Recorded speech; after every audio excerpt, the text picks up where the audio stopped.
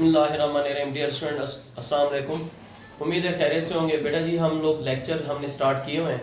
Last chapter है physics का chapter number 18 radio activity. इसमें हम पढ़ते आ रहे हैं। आज का हमारा टॉपिक है न्यूक्लियर ट्रांसमुटेशन। टॉपिक नंबर है 18.4। क्या अमल है?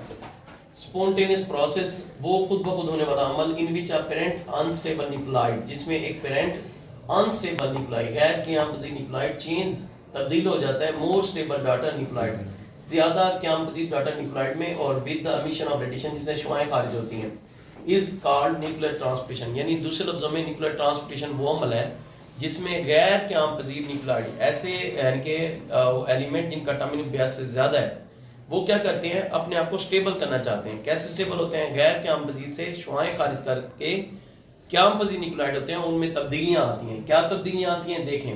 और शुआएं कितनी किस्म की खारिज होती हैं? 3 किस्म की, हम पहले पढ़ चुके हैं, अल्फा, बीटा और गैमा। अगर किसी से अल्फा डीके हो, यानी कोई गैर क़याम पज़ीर एलिमेंट इस तरह से यानी कि क़याम पज़ीर हो कि उसमें से अल्फा शुआएं खारिज हो, तो देखें उसका क्या तब्दीली आती है। फर्स्ट में कोई पेरेंट न्यूक्लियोटाइड है एक्स, उसका एटॉमिक नंबर क्या है Z, एटॉमिक मास नंबर क्या है A। उससे अगर यानी कि हम अल्फा डीके, अल्फा क्या थे, हीलियम के पार्टिकल से खारिज करें, तो उसका एटॉमिक नंबर में 2 की कमी, एटॉमिक मास में 4 की कमी होती है। यानी बेसिकली उसने एक हीलियम का न्यूक्लियोटाइड को क्या किया है, खारिज किया है, साथ में एनर्जी खारिज हुई है। अब इसकी अगर एग्जांपल दें तो एग्जांपल ये है, फर्स्ट के रेडियम है, इसका एटॉमिक नंबर क्या है 88, एटॉमिक मास क्या है 226।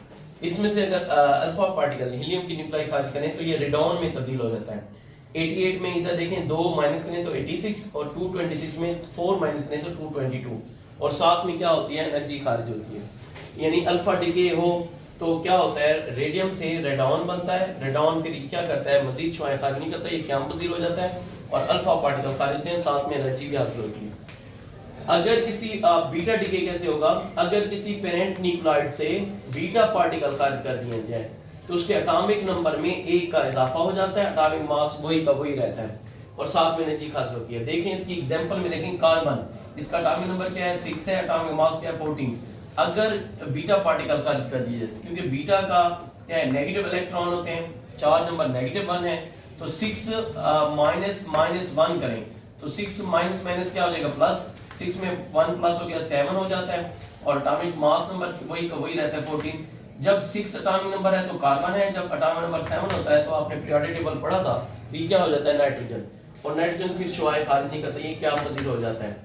तो बीटा डीके होने से क्या मतलब क्या हुआ, एटॉमिक नंबर में बजाय कमी होने के 1 का इजाफा हो जाता है, जबकि एटॉमिक मास सेम रहता है। जबकि इसमें क्या था, एटॉमिक नंबर में 2 की कमी हुई थी और एटॉमिक मास में 4 की कमी, यानी हीलियम की न्यूक्लियोटाइड उसने खारिज किया था।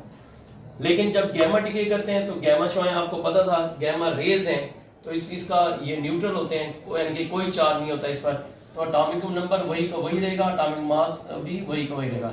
मैंने पेरेंट न्यूक्लियोटाइड और डाटा न्यूक्लियोटाइड क्योंकि सेम है, इसको यानी कि निशानी के तौर पर इसके ऊपर स्टार बना दिया।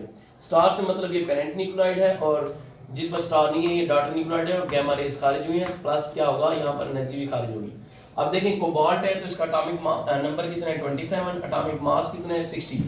गैमा रेज खारिज हुई है, देखें कोई एटॉमिक नंबर नहीं है, कोई मास नंबर नहीं है, कोई चार्ज नहीं है, तो कोबाल्ट रहा है, साथ में एनर्जी क्या हुई, खारिज हुई।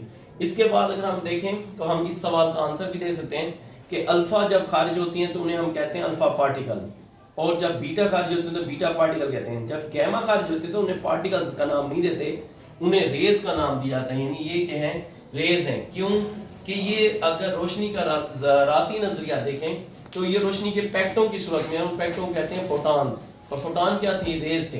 जैसे सूर्य की रोशनी एक पैकेटों की सूरत में आती है, फोटॉन्स की सूरत में आती है, उसे हम रेज कहते हैं। और दूसरी बात ये भी है, इस पर कोई चार्ज नहीं है, न्यूट्रल होता है, इसलिए इनको हम रेज कहते हैं, जबकि इनको क्या कहते हैं, पार्टिकल्स कहते हैं। तो आज का टॉपिक हमारा था न्यूक्लियर ट्रांसपोर्टेशन, जिसमें एक गैर क़याम पज़ीर पेरेंट न्यूक्लियोटाइड क्या होता है, क़याम पज़ीर डाटा न्यूक्लियोटाइड में तब्दील होता है, साथ में शुआएं भी खारिज करता है। तो क्या क्या उसमें तब्दीलियां आती हैं, अगर अल्फा पार्टिकल खारिज हो तो एटॉमिक नंबर में 2 की कमी, एटॉमिक मास में 4 की कमी होती है। अगर बीटा पार्टिकल खारिज हो तो एटॉमिक नंबर में 1 का इजाफा होता है, एटॉमिक मास वही का वही रहता है। अगर गैमा रेज खारिज हो तो एटॉमिक नंबर, एटॉमिक मास में कोई तब्दीली नहीं आती। इंशाए का मशहूर सवाल है, 3 इक्वेशन अच्छी तरीके से याद हों और बड़ा ही आसान है। उम्मीद करता हूँ ये टॉपिक आपको अच्छी तरीके से समझ आ गया होगा। अगर इसके बावजूद भी आपके जहन में कोई सवाल है इस टॉपिक से रिलेटेड तो आप मुझसे क्वेश्चन कर सकते हैं, तो मैं कोशिश करूँगा इसका जवाब देने की। ओके, अल्लाह हाफिज़।